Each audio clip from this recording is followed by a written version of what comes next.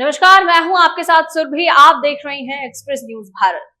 3 दिवसीय शैक्षणिक एवं सामाजिक प्रवास के बाद अलीगढ़ से लौटकर प्रमुख शिक्षाविद एवं छात्र संघ के पूर्व अध्यक्ष डॉक्टर आजम बेग प्रातः लगभग 5 बजे जयपुर पहुंचे, जिन्हें आज 29 मार्च 2026 को प्रातः 10 बजे आयोजित होने वाले जैतूना अकादमी ईदगाह जयपुर के वार्षिक उत्सव सम्मान समारोह एवं व्यक्तित्व विकास कार्यक्रम में मुख्य अतिथि के रूप में सहभागिता करनी थी। कार्यक्रम की अध्यक्षता जनाब हाफिज मंजूर अली खान साहब द्वारा की गई है, जो कि मुख्य अतिथि के रूप में जनाब डॉक्टर आजम बेग साहब एवं chairman JLN group of institutions Rajasthan Aligarh Muslim university से आकर अपनी उपस्थिति दर्ज करवाई है।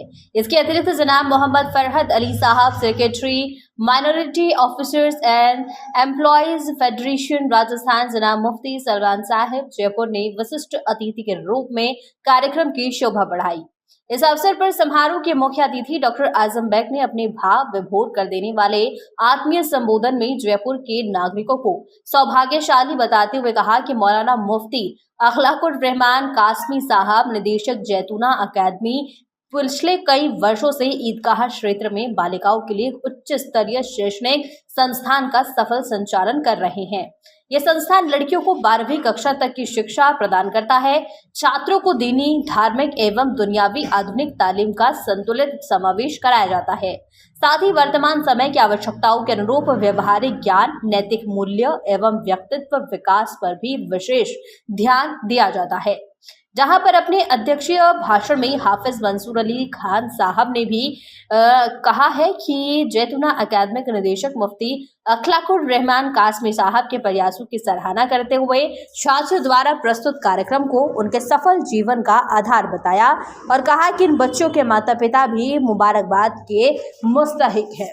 जैतूना अकादमी का यह वार्षिक समारोह न केवल छात्रों की शैक्षणिक उपलब्धियों का उत्सव है, बल्कि समाज में महिला शिक्षा के महत्व को सुदृढ़ करने की दिशा में भी एक प्रेरणादायक पहल है।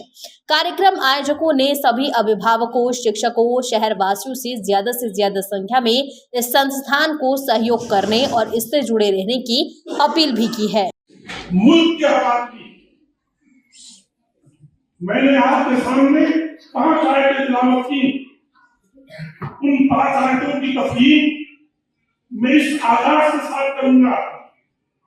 जब मैं आज आपके सामने खड़ा हूं, आप इसलिए बरकरार हो कि आपको बहुत मेहनत से बेटा अपनी मां ने 9 महीने तक अपने पेट में रखा।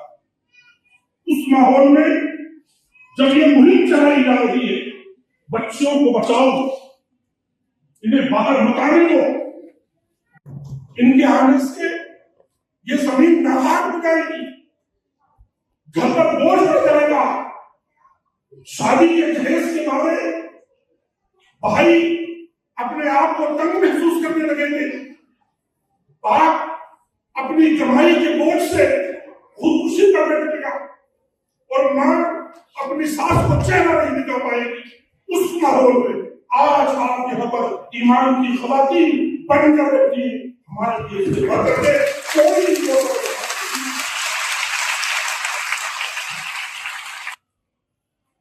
आपकी पढ़ाई के लिए हजारों करोड़ रुपया सरकार ये कहकर के मुहिम चलाए हुए है, बेटियों को पढ़ाओ। जिन लोग बता रही है अब हमारी खवातीन को पढ़ाएंगे कि सरकार को, प्रधानमंत्री को, रक्षा मंत्री को, शिक्षा मंत्री को, विदेश मंत्री को, सारी सरकार को सड़कों पर ये बैनर लगाने पड़ रहे हैं, बेटियों को पढ़ाओ। क्यों? बेटियों को पढ़ाने के लिए मुहिम चलानी पड़ेगी। और वो बच्चे जो सारे दिन नाकारादगी करते फिरते हैं, जिनकी पढ़ाई के बाद कोई उनके अंदर अहमियत नहीं बन पा रही, कोई परसेंटेज नहीं बन पा रही, उनके लिए कुछ नहीं करोगे। ये बेटियां तो कल की बेटियां, आज मैं आपको कह रहा हूं 3 साल के बाद यही बेटियां कलेक्टर होंगी, यही बेटियां होंगी और यही बेटियां समाज। हम कैसे मेरे नौजवान, जब मैं ये बात कहता हूं तो थोड़ा सा उनकी दागों पर उनकी तलखियां गुजरती है। लेकिन मैं बात पूरी जिम्मेदारी सर्वे और आंकड़ों के साथ आपसे कह रहा हूँ। आज के माहौल में ये बच्चा, मैं भी मुफ्ती अहलाक साहब से पूछ रहा था, ईदगाह की ये बच्चियां अगर तालीम के मैदान में 3 साल की मुख्तसर मेहनत से 10th क्लास के बोर्ड में 70, 80 और 90% नंबर लेकर के आ गई है, इसका मतलब जहां स्टेज पे आकर के उलमाए किराम की मौजूदगी में इंग्लिश सवाल में बेहतरीन प्रोनाउंसिएशन के साथ अच्छी इंग्लिश बोल रही है, इसका मतलब यह है कि इस कौम का मुस्तकबिल बहुत अच्छा है।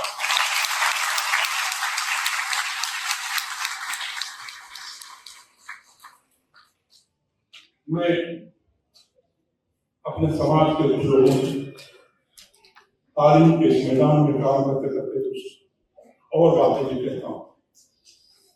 हमारे और आपके लिए तालीम सिर्फ कुछ वक्त गुजारने, अच्छे कपड़े पहनने में, समाज को अपना मुख्तसर तारुफ करा देने या बेहतर रिश्ते तलाश करने के लिए कुछ अच्छे लड़कों को ढूंढ लेने, इसका नाम नहीं।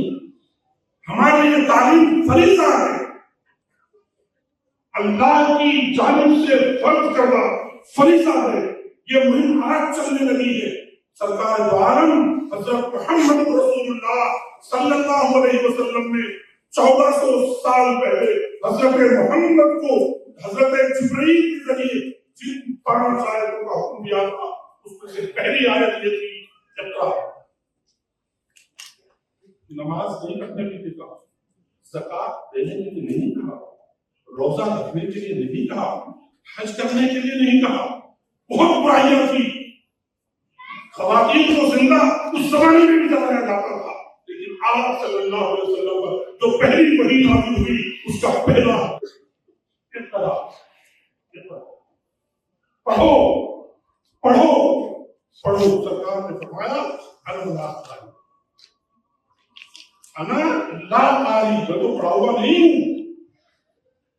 फिर हजरत जिब्रील ने फरमाया इक़रा। हजरत मोहम्मद रसूलुल्लाह सल्लल्लाहु अलैहि वसल्लम ने फरमाया अल्लाह मैं नहीं पढ़ सकता, मैं पढ़ा हुआ नहीं हूं। फिर हजरत मोहम्मद रसूलुल्लाह से कहा गया इक़रा बिस्मि रब्बिकल लज़ी खलक़। सरकार की ज़ुबान से अल्फाज जारी हुए, इक़रा बिस्मि रब्बिकल लज़ी खलक़, पढ़ो अपने उस रब के नाम से जिसने तुमको पैदा किया। पढ़ाई का ताल्लुक अगर अल्लाह से जुड़ेगा तो इस जमीन पर रहमतें बरसेंगी, हम नहीं बरसेंगे। पढ़ाई का ताल्लुक अगर मोहम्मद रसूलुल्लाह से जुड़ेगा तो इस जमीन पर एक दूसरे के बीच उर्वतें पैदा होंगी, दूरियां और नफरत पैदा नहीं होगी। इसलिए कि अल्लाह का हुक्म यह है कि बंदे से बंदे की मोहब्बत मजहब की बुनियाद पर नहीं, इंसानियत की बुनियाद पर होना चाहिए।